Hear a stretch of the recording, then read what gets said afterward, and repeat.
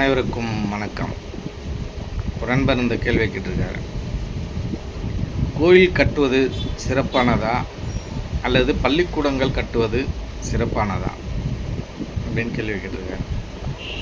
அப்போ ஏற்கனவே ஒரு சில பேர் சில பதிவுகள் போட்டிருப்பாங்க. என்ன அப்படின்னு கேட்டிங்கன்னா, ராஜராஜ சோழன் கோயில் கட்டினதை விட கரிகால சோழன்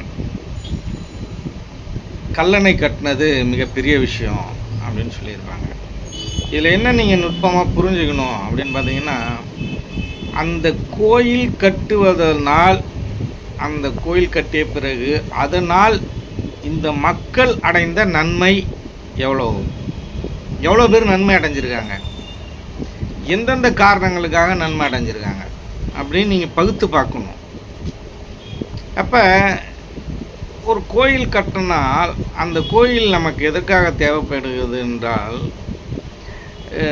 அந்த சிலையை வழிபடுவதற்கு மட்டுமல்ல, அந்த ஊரில் இருக்கும் அனைவரையும் வெள்ளத்தால் பாதுகாப்பதற்கும், அவர்களுக்கு ஏதாவது ஒரு பிரச்சனை வந்தால் அதை தீர்ப்பதற்குமான ஒரு இடமாய் அந்த காலத்தில் கட்டப்பட்டது அந்த கோயில்கள்.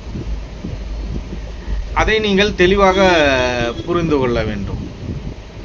ஏனென்றால், இந்த கரிகால சோழன் கட்டிய கல்லணைகள் இருக்கு இல்லையா, இதனால் எத்தனை கிராமங்கள், எத்தனை விவசாயிகள் பயன்பெறுகிறார்கள் என்பதை நீங்கள் நுட்பமாக பார்க்க வேண்டும். இந்த ரெண்டு விஷயத்தில் எது சிறந்தது அப்படின்னா, நான் ஏற்கனவே உங்கள்கிட்ட சொல்லியிருக்கேன். உணவு தயாரிக்கும் விவசாயிகள் இருக்காங்க இல்லையா, நமக்கு அத்தியாவசிய தேவைன்னா நமக்கு எது தேவை அப்படின்னா, நமக்கு அத்தியாவசிய தேவைன்னா உணவு.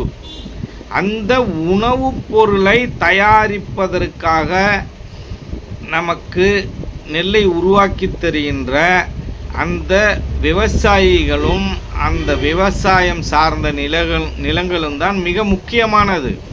இன்னும் 100 வருடங்களுக்கு பிறகு உணவுக்காக நாம் அடித்து கொள்ளப் போகிறோம். நீங்கள் தெளிவாக தெரிந்து கொள்ளுங்கள். அப்படி அந்த விவசாயத்திற்காக இன்றளவிலும் அந்த அணைக்கட்டை கட்டி நீரை கொடுத்து கொண்டிருக்கும் அந்த கல்லணை தான் சிறந்தது என்பது பகுத்தறிவு மக்கள் அனைவரும் ஒத்துக்கொள்வார்கள். இதை தான் ஒரு சில பேர்கள் சொல்லியிருப்பாங்க. ராஜராஜ சோழனை விட கரிகால சோழன் மிகச் சிறந்தவன், அந்த காலத்திலேயே